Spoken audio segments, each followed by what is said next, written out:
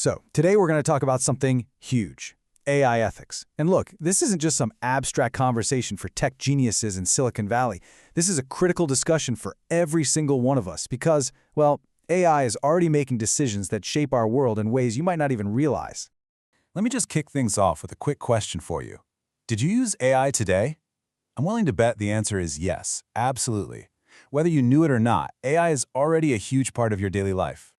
Like, think about it. You checked your email this morning, right? That spam filter that keeps your inbox from being a total disaster? Yep, that's AI learning what's junk and what's actually important. Or maybe you used a navigation app to dodge traffic on your way to work. That's AI again, crunching all that real-time data to find you the absolute fastest route. And that movie you streamed last night, the thing that suggested what you should watch next? You guessed it, a super powerful AI recommendation engine. The point is, it's everywhere. And a lot of the time, it's just making our lives a little bit easier. Right. So all that convenience is great, but what happens when AI stops just suggesting movies and starts making really big, life-altering decisions? Well, that's exactly where we are right now. An AI could be deciding the interest rate on your loan, whether you land that dream job, or if your kid gets into their first-choice college. And the crazy part? Most of the time, you don't even know an AI is making the call.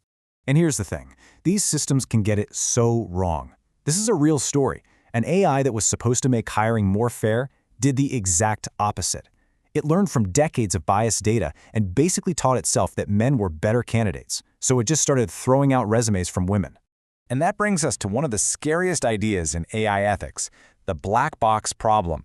We feed a ton of data in one end, a decision pops out the other, but what happens in the middle is often a complete mystery, even to the people who built it.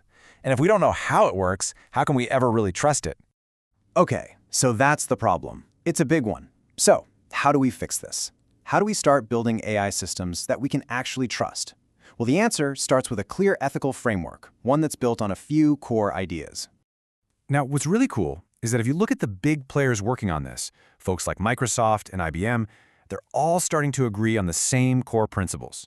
They've landed on these 5 key pillars for building AI we can trust. You've got fairness, so it treats everyone the same. Transparency and explainability, so we can actually understand its decisions. Reliability and safety, so it just works without causing harm. Privacy and security, to keep our data safe. And the big one, accountability and human oversight, which is kind of the ultimate safety net. Let's break these down. So let's start with that first one, fairness. This is pretty straightforward, right? It just means the AI system has to be designed so it doesn't amplify the biases that already exist in our society. It's got to be the baseline. And this is the perfect example of why that's so important. It's that classic saying, garbage in, garbage out. If the historical data we feed the AI is biased, its decisions are going to be biased.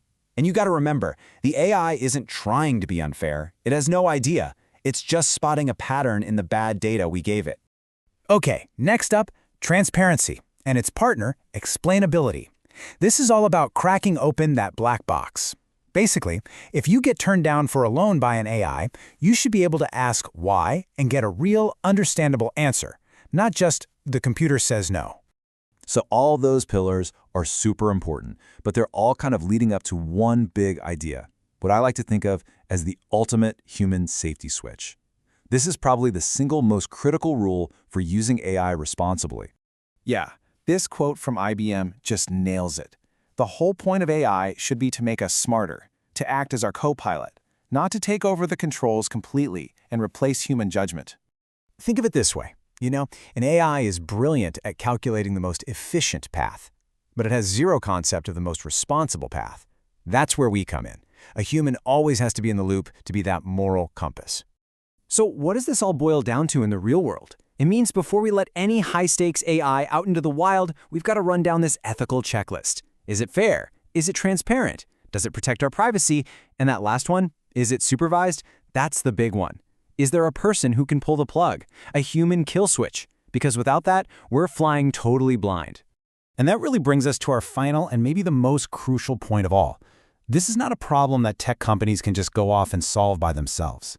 You see, this isn't just a tech problem for engineers to solve in a lab. It's a human problem, a socio-technological challenge. And that means everyone has a role to play. Lawmakers, business leaders, academics, and all of us to make sure this powerful technology actually serves humanity.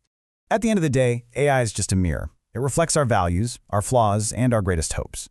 AI isn't going to decide who we become. We are going to decide what AI becomes. So the real question is, what are we going to choose?